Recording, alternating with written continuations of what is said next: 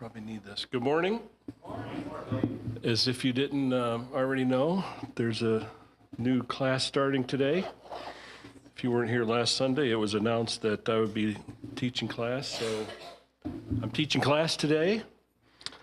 I will need some help in October, the first 2 weeks of October.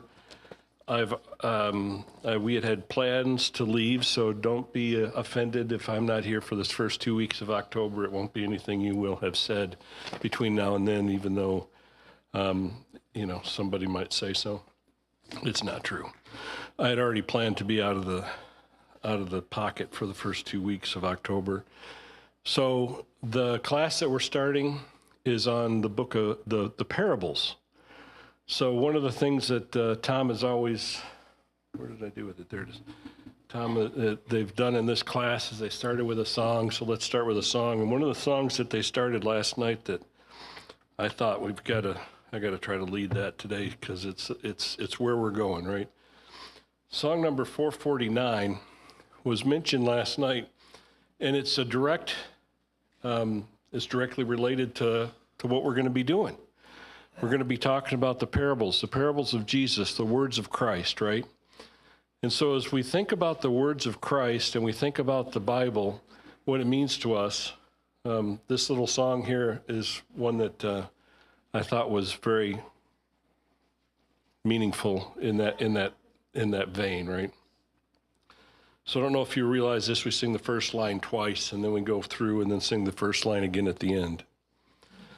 Thy word is a lamp unto thy feet and a light unto thy path. Thy word is a lamp unto my feet and a light unto my path. When I feel afraid, think I've lost my way, still you are there right beside me. Nothing will I fear as long as you are near. Please be near me to the end. Thy word is a lamp unto my feet and a light unto my path. Thy word is a lamp unto my feet and a light unto my path. If somebody would be so kind as to look up Psalms 78 and read verse 1 through 4. Psalms 78, and read verse 1 through 4. This is my attempt to get class participation as forced reading, so, participate as you will. Robert, if you wouldn't mind. It declares it's a maskil of Asaph. It says, "Give ear, O my people, to my teaching. Incline your ears to the words of my mouth. I will open my mouth in a parable. I will utter dark sayings of old." Through 1 and 2. Through 4, please. Things that we have heard and known that our fathers have told us. We will not hide them from their children, but tell to the coming generation the glorious deeds of the Lord and his might and the wonders that he has done. So the Old Testament speaks of parables. A lot of times we don't think about any parables in the Old Testament. The Old Testament is not something that was well known for parables. But the Old Testament in Psalms lays the foundation, right? Parables will be spoken. And it's interesting to think about in Matthew 13, one of the more popular parables, we're going to be focusing a lot around Matthew 13 today. Matthew 13, it says, verse 34, "All these things Jesus spoke to the multitudes in parables, and without a parable he did not speak to them, that it might be fulfilled which was spoken by the prophet, saying, I will open my mouth in parables. I will utter things kept secret from the foundations of the world." A fulfillment of prophecy as well as a means of teaching. Aside from the Sermon on the Mount, which we hear a lot of people speak of and there was a class that I worked on, and Tad did a long sermon series on, which I think he got the idea from me because that's what we were doing in our small group. And then I, felt like he was taking all my material. We have the Sermon on the Mount is one of the more popular, well-known discussions of Christ. But the parables are things that we all, once somebody mentions just a sentence of one of the parables, immediately it comes to our recollection. You might not be able to quote any of them or remember how many there are. Oh, I did do that. How many parables do you think there are? I meant to print this out and put it up on the screen, but I didn't get a chance to. Any guess, Mark? That's a good start. Almost. Not too far off. So somewhere between a dozen and 52. So in one count, one of the books counted 34. And again, it's how you count, right? What do you consider a parable? Another one counted 39. Now, I'm not going to get into which one's right and which one's wrong because that's not worth it, right? But one thing I do find interesting is that some of the parables are a sentence long. That's it. It's just a simple sentence. But Jesus used this method of teaching very effectively.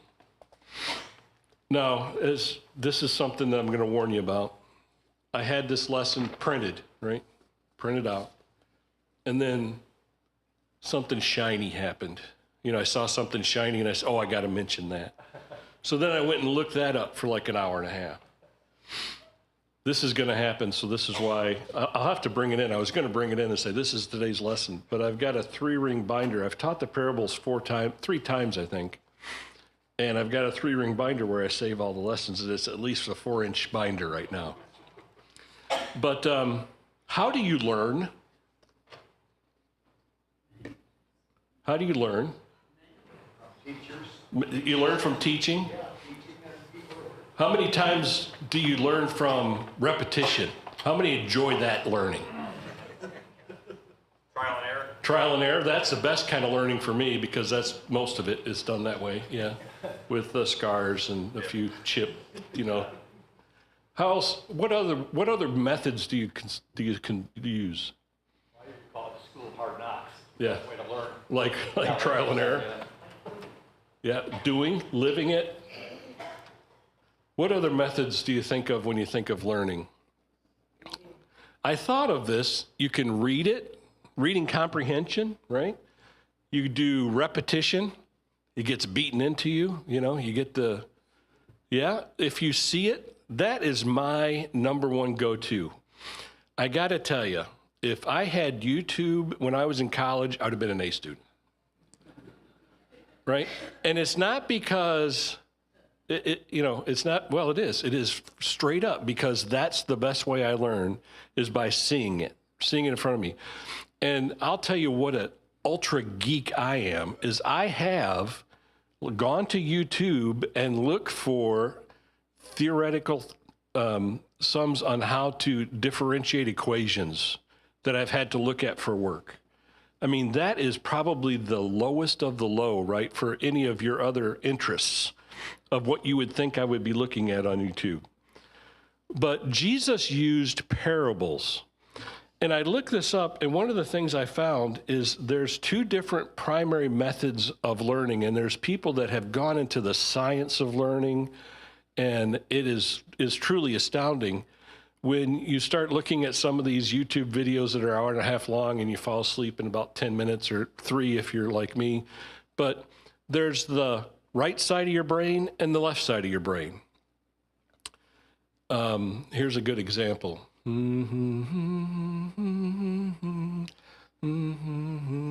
am I singing? Mary Had a Little Lamb. I always think of A, B, C, D, E, F, G. Twinkle, twinkle, little star.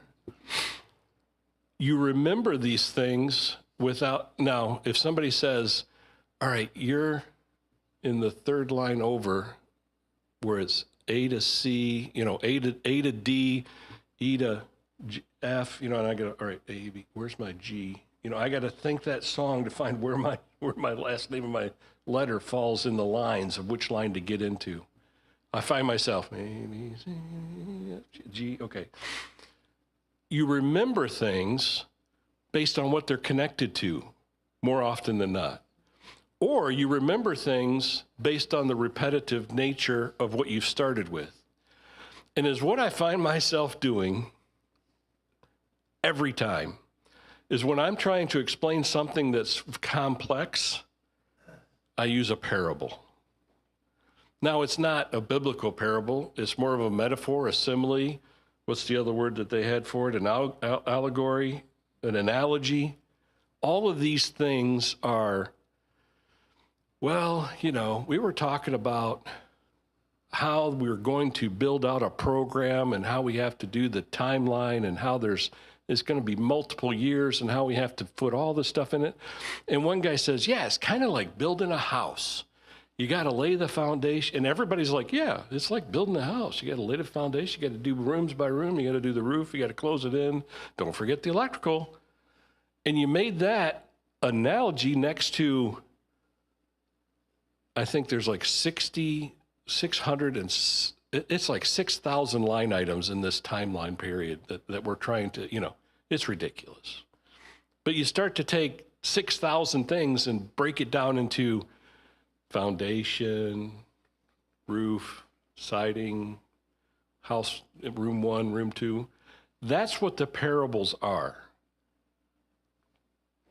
The definition of a parable is the word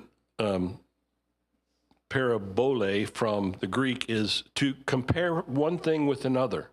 The comparison method. The comparison method of teaching has been the most effective for me throughout my entire life. If I can compare one thing to another, I can almost always remember it if it's something I already know. And that's where I felt like I wasn't a whiz at math, but I was better at math than I should have been based on how much I studied. Okay, let's just put it that way. And I think about adding, subtracting, multiplying, and dividing. I went all the way up to differential equations, and every single mistake I made was an algebraic mistake based on adding, subtracting, multiplying, or dividing.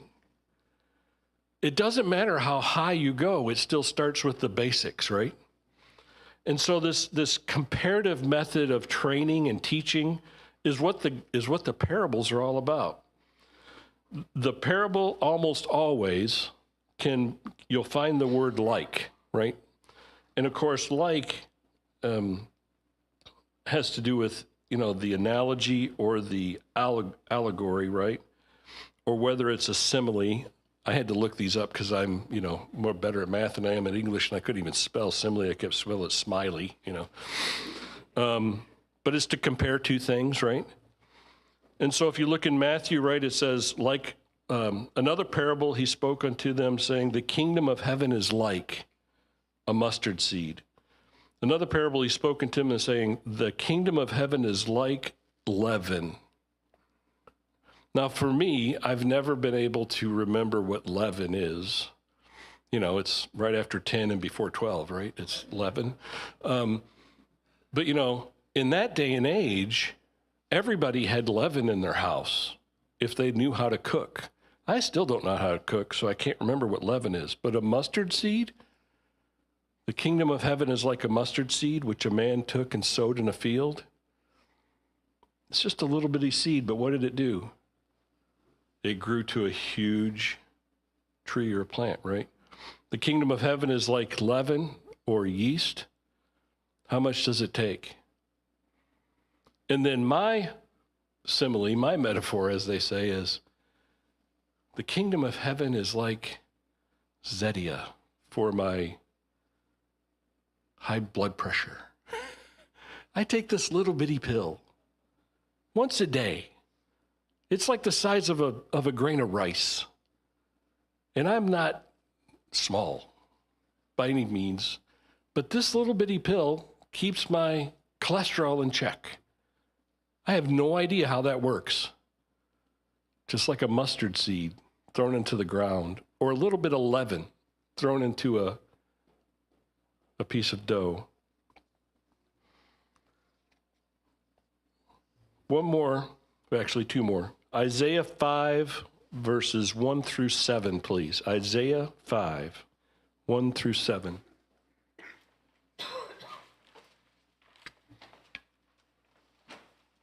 First person there, go ahead. You'll be rewarded in heaven. 5, 1 through 7, Isaiah. Let me sing for my beloved, my love song concerning his vineyard. My beloved had a vineyard on a very fertile hill. He dug it and cleared it of stones and planted it with choice vines. He built a watchtower in the midst of it and hewed out a vine vat in it. And he looked for it to yield grapes, but it yielded wild grapes. And now, O inhabitants of Jerusalem and men of Judah, judge between me and my vineyard. What more was there to do for my vineyard that I have not done in it? When I looked for it to yield grapes, why did it yield wild grapes? And now I tell you what I will do to my vineyard. I will remove its hedge, and it shall be devoured. I will break down its wall, and it shall be trampled down. I will make it a waste. It shall not be pruned or hoed, and briars and thorns shall grow up. I will also command the clouds that they rain no rain upon it. For the vineyard of the Lord of hosts is the house of Israel, and the men of Judah are his pleasant planting. And he looked for justice, but behold, bloodshed. For righteousness, but behold, an outcry. Does that sound like a parable? It's a parable. It's actually referenced in Matthew and Isaiah reference. There's references back and forth. In the Old Testament, parables were used. It's an interesting thought to think about how parables were used. And one of the things that I didn't think about when first looking at this, and every time I look at it again, I remember it and I think about it. When Nathan was trying to explain to King David what he had done, how did Nathan go about it? I think it's Nathan. Told him a story. And I don't know if it was, hey, there's this guy. And this guy had, he had a couple sheep. I don't know how formal it was or how rigorous, or if it was in casual conversation. But Nathan told David a story, and that story convicted him. So this is obviously an effective way of learning. During Jesus' ministry, as we've already pointed out, he went through at least 30 different parables, depending on how you count them, maybe 40. We can look at now and stop and think about what is a parable and why did Jesus teach of parables. We've talked really about what is a parable. Why do you think Jesus spoke in parables? And there's a couple obvious answers, which feel free to, those of you who have studied it in the past. So the common man could understand it. So it was a common language. It was something that, hey, even I can understand. After you look up what leaven is, it's not 10 between 10 and 12. It's actually talking about yeast, right? Common points of discussion that would not be confused. Yes, sir. Yeah, I think Jesus uses common items that people can relate to, but there's always a spiritual message. Okay, so it's only the spiritual-minded person or one who seeks to be spiritual that's actually going to put any sort of significance on the story, on the parable, make the comparison, make the jump or leap. So I think that's why Jesus says they can hear, but they don't understand, and all that. They're not going to get it if they're worldly, if they're spiritual, if they're seeking to have the spiritual understanding. Then they'll get it. Then they'll be even more wise spiritually. So I think that's the connection there. And if a person's not spiritual, they'll never get it, and they'll think that's just a silly little story. So, first 2 points that I have on my outline are exactly that, worded a little bit different. He used the parables to relate to people so they could understand things that he might not have otherwise been able to explain to them if they were just talking on the street, right? But he also used things in parables to conceal, because it says, they shall hear and not understand. Now, this is kind of a contradiction in a way, in as much as the prophecy was that Jesus will use parables and they won't understand it, but then they will understand it once the time is right. In Matthew chapter 13, which again we'll be spending a lot of time in here for the next couple of minutes. 13 verse 10, it says, the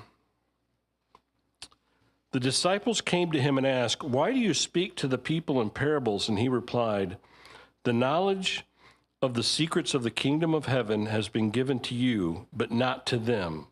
Whoever has will be given more, and he will have an abundance. Whoever does not have, even what he has will be taken away from him. This is why I speak to them in parables. Though seeing, they do not see, though hearing, they do not hear or understand. In them is fulfilled the prophecy of Isaiah. You will be ever hearing, but never understanding. You will be ever seeing, but never perceiving. For the people's heart has become calloused. They hardly hear with their ears, and they have closed their eyes. Otherwise, they might see with their eyes, hear with the ears, understand with their hearts, and turn, and I would heal them. So it's a contradiction in as much as Jesus spoke with parables in one sense to fulfill a prophecy, knowing that, as was mentioned here, that when he's speaking in parables to relay a spiritual thought, they might not be able to get the spiritual thought. They're just going to hear the parable that, hey, if you're going to build a tower, you better take care and mind the cost, because you might not be able to finish it. Oh yeah, thanks, I'll write that down. I'm going to go build a tower next week. No, that's not the point, right? One of the things I found interesting, and this again is, talking about Matthew 13, is that Jesus also used parables to reveal, as was mentioned, a much deeper meaning. Now, this is something that we have to be conscious of and stick a pin in and say, all right, we're not going to go too far, right? We could say, talking about 13, the parable of the sower, we could go down to the seed is 16 different things, and the four different soils, they're 26 different things. And so let's talk about all, 422 different things. That's not it. That's way overkill. That's too deep. Don't go beyond what Jesus was trying to explain in the parable. Don't waste your time going so far beyond the scripture that you miss the scripture in and of itself.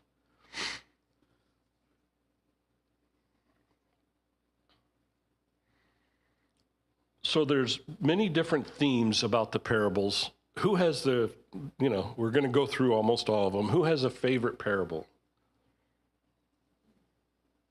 Anybody?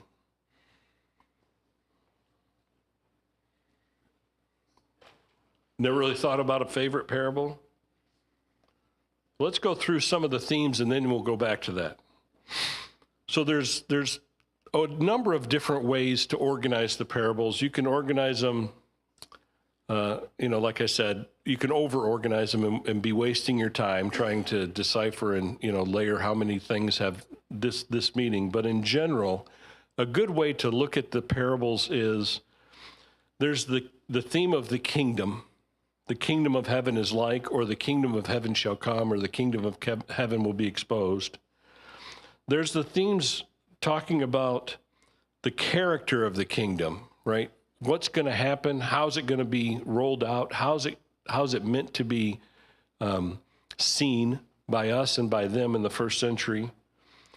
There's, of course, the character and the aspect of the king, of God. The parables talk about how God is going to react to us, how God interacts with us. And then there's the parables that look at the subjects. How do we count the cost? How do we tend the vineyard? How do we react to the person that's on the side of the road, right? So there's these different themes that you find running throughout the parables that make them of interest beyond more than just the actual meaning at the time. It's that you can look at 3 or 4 parables in parallel and think about how they relate to the kingdom. One thing that's interesting when we think about the kingdom of heaven and the parables and how the kingdom of heaven is revealed through the parables, it's another great way to say, oh, that's taking something that's pretty complex and trying to make it understandable. In Matthew 13, 34 and 35, Jesus spoke all these things to the crowd in parables. He did not say anything to them without using a parable, so was fulfilling what was spoken through the prophet. I will open my mouth in parables, will utter things hidden since the creation of the world. These hidden things make me think, well, when are they going to be revealed, right? Then he left the crowd and went into the house, and the disciples came with him and said, explain to us the parable of the weeds in the field. So as soon as Jesus gets away from the crowd, the disciples say, what were you talking about? I love that, because that's exactly what I was like, all right, what's the deal? We're not talking, we're not doing horticulture classes here. This has nothing to do with 4-H club, And Jesus goes on to explain the parable and what it means. In Matthew 13:37, the one who sowed the good seed is the Son of Man. The field is the word, and the good seed stands for the sons of the kingdom. The weeds are the sons of the evil one, and the enemy who sows them is the devil. The harvest is the end of the age, and the harvesters are angels. How much did he just say in those 3?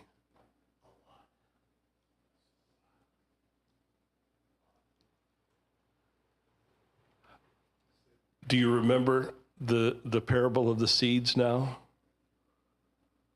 It's all coming back, right? Jesus used this because he knew that at the beginning of time, he designed us to learn this way. We can all take advantage of how to remember things and to learn things when we compare them to something else.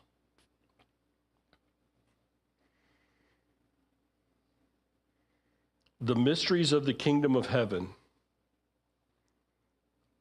are something that I quite often, I've thought about that a lot in the past.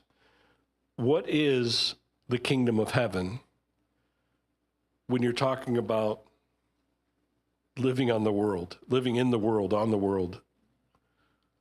Because aren't we the kingdom of heaven? Aren't we the kingdom? Aren't we the family?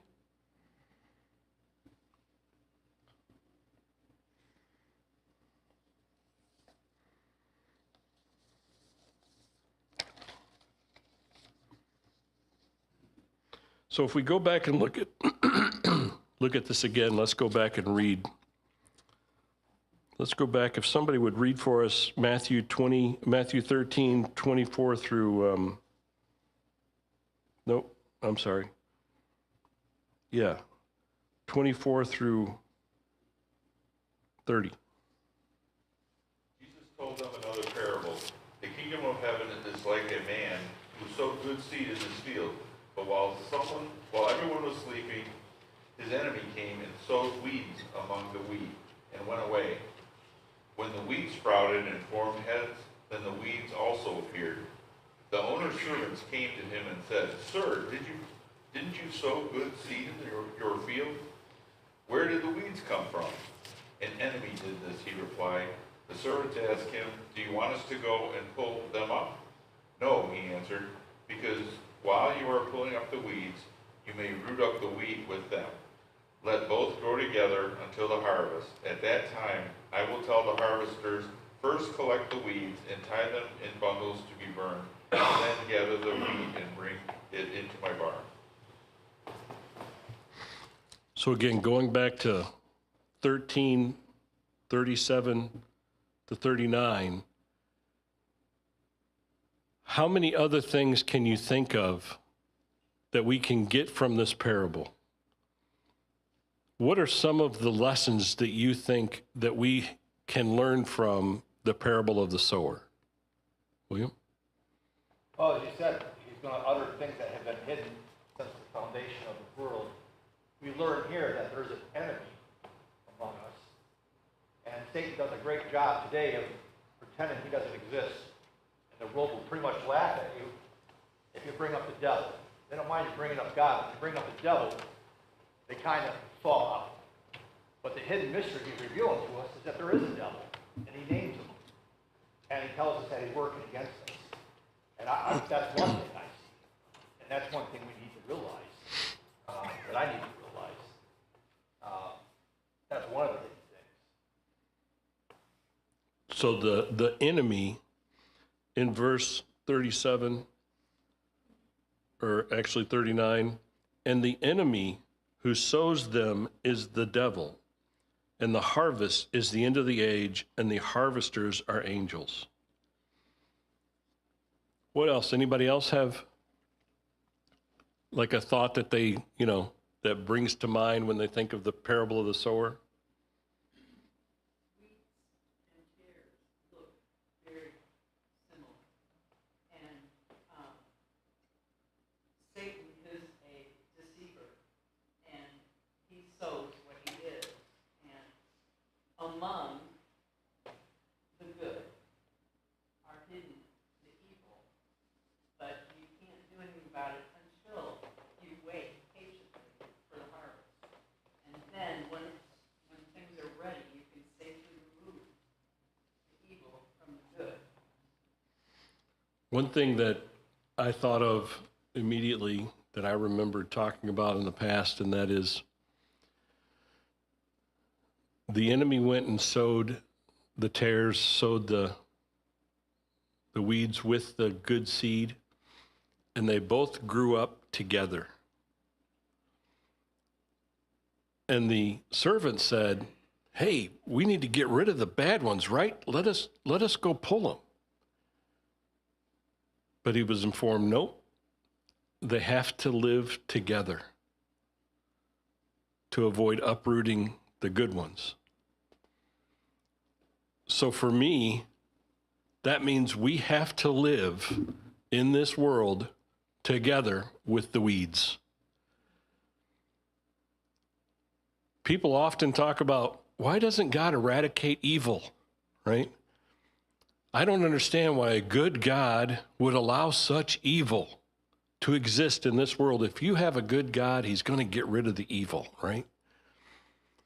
There's a couple of ways to go about that discussion, but one thing that we find specifically in the parable of the sower is that there is good and there is evil, and they're both on the world together. And we have to figure out, Tad's sermon was spot on with this, right? We have to figure out how to live in a field full of tares. It makes me think, Bill, of like John Casey back in those days where the monasteries and the monks would go out to the desert and want to get away from the weeds and think that they could get away from all that. But we have to live with it. Among them.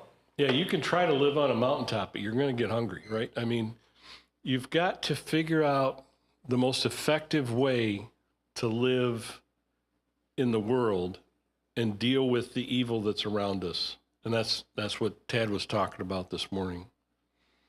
It's almost like that one saying, peace is not the absence of evil, but peace is while you're in the struggle, that you have peace within the struggle, not the absence of the struggle.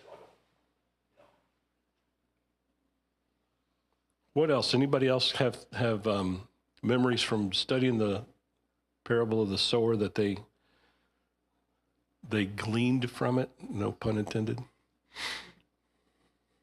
Actually, I did intend that pun. I thought it was funny. It displays the patience of God. He's not willing that any should perish. And so he's going to let things grow until the time of harvest.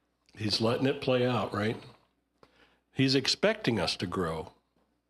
And he's warned us that you're going to have to grow within a field full of tares. Bill? I was just going to say, this is the parable of the weeds.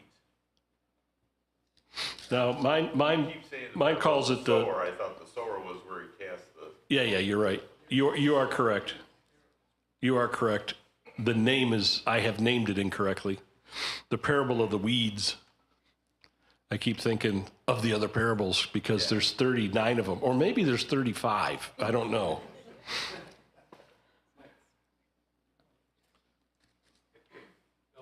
Yes. Actually, if you consider that parable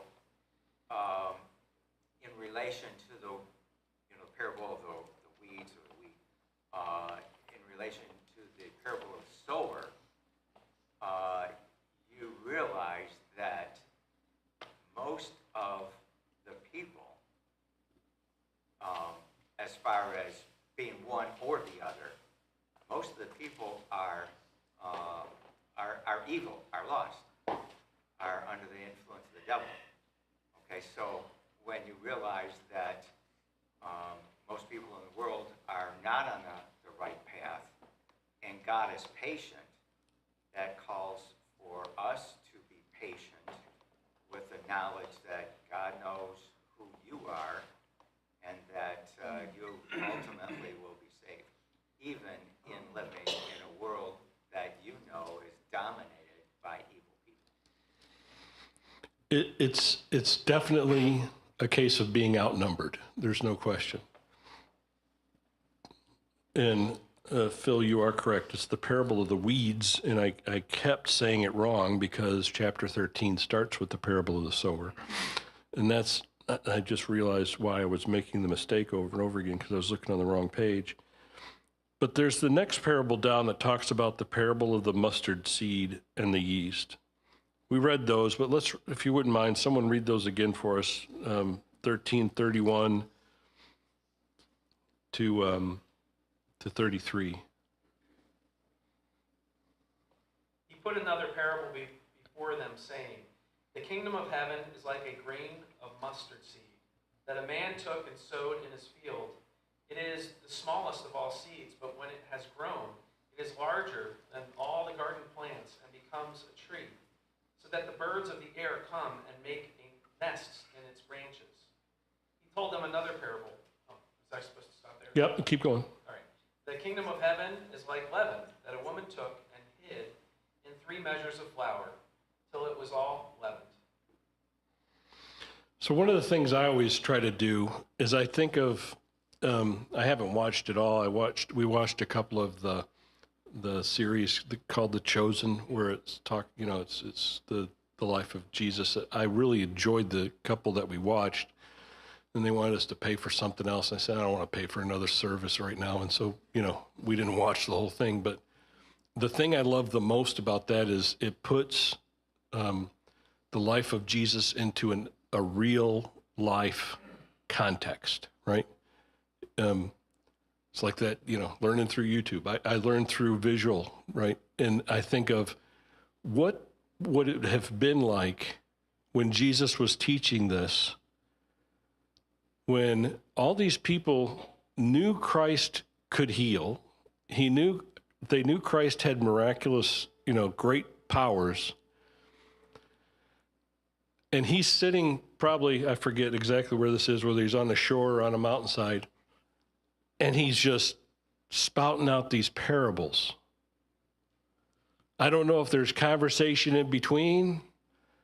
I don't know if this is all he's, if he says this and then sneaks off, it seems would be kind of strange. But when you try to visualize it as a real everyday occurrence, like this happened on Thursday at 2:00, what do you think it looked like? So there's all these people that are listening to what Jesus is saying, and they're thinking, that guy is crazy. What is he talking about? And the disciples had pretty much the same response, right? They say, hey, you just, you said some pretty, what were you talking about? They asked him point blank, right? What do you think? Putting it in a real life instance, I think is very important for us to realize that it happened that way for a reason, right? Jesus was talking to an audience of human beings, and human beings reason through their senses, what they can see, feel, touch, hear, smell, taste.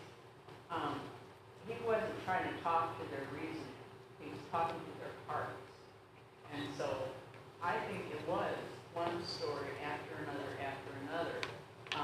Just as you pass seeds, some will take and some won't. And I think that he was using the parable to get beyond human reasoning so that they could look at things differently. And it's amazing to me to think about when you listen to a story, you all come into the equation with different predisposed ideas and thoughts. When somebody writes down something in Facebook, every single person in this room that reads it will read it with different emphasis on different syllables, right? By doing so, that paragraph will have completely different meaning. It just depends on where you put the emphasis. The guy was still there. The guy was still there, The guy was there.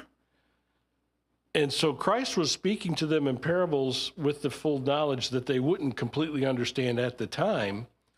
But it goes back to what Tom was mentioning, is that if you think about later, if you think about what Christ had said with the thought of a spiritual meaning, then your heart becomes attuned to the fact that you can either, one, accept it, or say, oh, this guy, that isn't what it meant. He was talking about, weeds.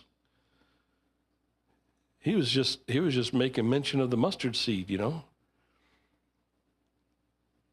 If you let it, you can, as we talked about last night, you can read something and not let it affect you at all. Or you can read something and you can say, what does it mean to my life? Nathan could have walked into the room and said, sinner, sinner, sinner, you're in big trouble with God. Or he could appeal to this man who was after God's own heart and tell him the story of this poor man and his sheep. And David's heart, which was full of compassion and care, was able to react and be convicted. And one thing I often think about, because David was the king, right? I would imagine, I don't know if it's true or not, but Nathan had to worry about his own skin, right? Yeah. Yeah, I mean, so the thing that I love the most about reflecting on the parable that Nathan told to David is that I learned this many, many, many years ago, and I use it consistently, or I try to use it as consistently as possible. And I actually had the opportunity to make use of it a week ago at work. One of the ladies I work with is, she's very, very unique. She's single, and she sees things in her neighbor that make her think that they're out to get them, right? And so she wanted to call the city and say, what can I do? This guy's coming on my property. He's trespassing. I said, yeah, he walked onto your driveway to get around the bushes, and he didn't go in the backyard. You got a fence, right? No, he can't get in the back. I said, well, why is it such a big deal, And she's wanting to convict the guy of felony. And I'm thinking, Robin, why don't you just talk to the guy and see if you can kind of reason with him? Find out what his currency is and try to deal with it based on that. And when you think about Nathan, that's what he did with David. He said, David's currency is emotion, right? And so David will feel for another person and be able to relate it to his own feelings. And that's what we have in the parables, is we have a lot of opportunity for that. All right, so next week we'll start on one of the 37 or 33 or 22 or 105 parables. Thank you all. Thank you all.